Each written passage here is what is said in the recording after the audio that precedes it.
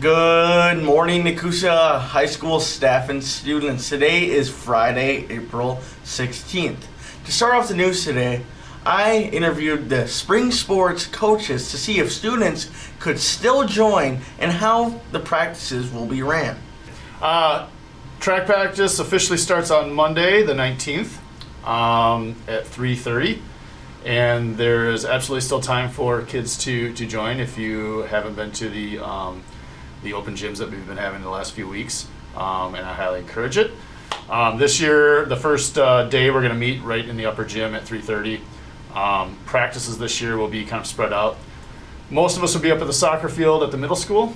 Some of us will be on the south side of the middle school if you're a thrower, and then pole vault we'll be doing right here at the high school. So yeah, if you'd like to join, I highly encourage it. It should be a good year. Coach Roxer said the focus of practice changes as the early season progresses. Early practice focus on getting the swing down and making good contact with the ball. Later practices focus more on playing the game of golf and mastering the rules. Coach Rashevsky said it is definitely not too late to sign up. Practices begin next Monday and will run 3 to 5:30. Practices consist of skill development, hitting, fielding, throwing, team culture development, conditioning, and game knowledge development. Friday practices are Challenge Fridays, where players and coaches compete with one another to earn points and see who will be crowned Queen of the Diamond for a week. If students are interested in signing up, they need to talk to Mrs. Harnish in the main office. Coach Lopez said practices are going to be fun but fast-paced with a lot of learning, as we only have 6 practices before we play a game.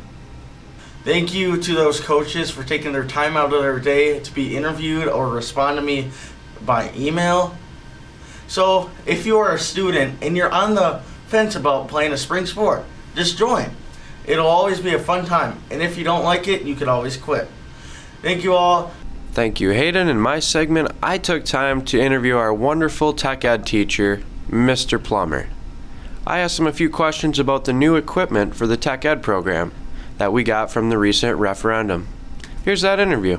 Okay, so wood shop here, what you're seeing is we have a brand new miter saw in the corner here, and we have an existing table saw with some additional add-on pieces of equipment, nice cross-cut table, outfeed table, and over-arm dust collection, so this opens up a lot of different possibilities for projects.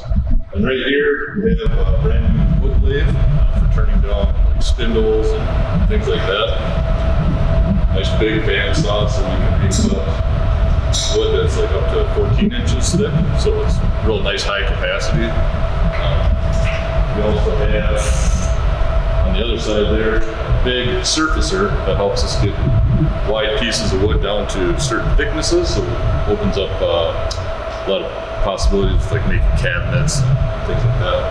And then we have a jointer, oscillating spindle sander, a couple of router tables, big gluing table for making tabletops and all sorts of different things there. So just pretty much a lot of open possibilities. So we got a lot of options.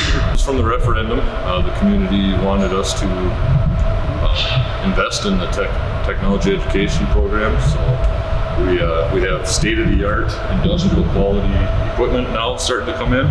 So it's going to be things that you would actually see in a professional shop that our students can practice with and learn. Well, my goal is to be able to expose our students to a lot of different possibilities and be able to make some projects either that are just fun to make or have an artistic quality to them or solve problems. So like if you have a broken table leg and you want to turn down something that's got a particular design on it, you can take that off, make a brand new one, and get back in business, for example. Thank you, Mr. Plummer, for that interview. I really appreciate your time. I'm excited for the electricians to finish up that wiring, and I'm sure everybody else is, so we can get into using that new equipment. Now on to Hunter Lochner. Thank you, Ethan. In this segment, I took the time to interview the art teacher, Ms. Tempest, about the SCC art competition that happened. Each district can submit up to 20 pieces, and there are 12 categories. We have drawing black and white, drawing color, painting acrylic, painting watercolor, mixed media, sculpture, ceramics functional, photography, graphic design, and printmaking. So in those categories, it's a possibility to win first and second place medals. Best of school, so of all the entries that came in our school, one of the other schools will pick which one they think is the most creative, technically well done. And so that's best of school. And there's a guest artist that picks the best of the entire show. The best piece that stood out of all those 100 pieces for originality, creativity, design, all the elements and principles of designs just stands out. Wow. And so talking about that, making wind chimes with medals, this year Nekoosa can make wind chimes because we entered 9 of those 12 categories, and out of the 9 of the 12 that we entered, we won 7 first place medals and 2 second place medals. And best of show. So we did really well this year. On top of that, the Wisconsin Visual Artists Guild picked our show up, and they're going to show the slideshow on their website. That's a group of professional artists that show up in Wausau, and they are going to do their own judging of the show, awarding their own first, second, and third, and best of show for that. And so normally, depending on who judges the show, you can have different backgrounds where you're coming from different places, and you can have completely different first, second, and thirds or best of show. So that'll be interesting in that one has monetary awards that go with it. So congrats to all our Nekoosa entries. In my mind, if a student artist was chosen to be in this art show, they won already, because they're the cream of the crop as far as artists go. And Nekoosa always has a lot of good ones, so I'm proud of my kids. Thank you, Ms. Tempest, for your time. Now, the best artwork from Nekoosa was Erilyn Chesna. The best of show was Aaliyah Perez.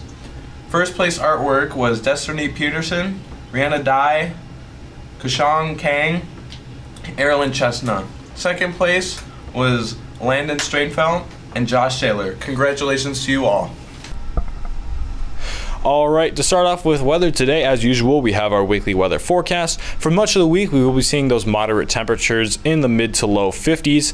And along with that, we will have a front come in on Monday that will bring a slight chance of rain showers. That will carry on through the next couple of days, but we'll be seeing very low chances of rain in general, mostly dry conditions.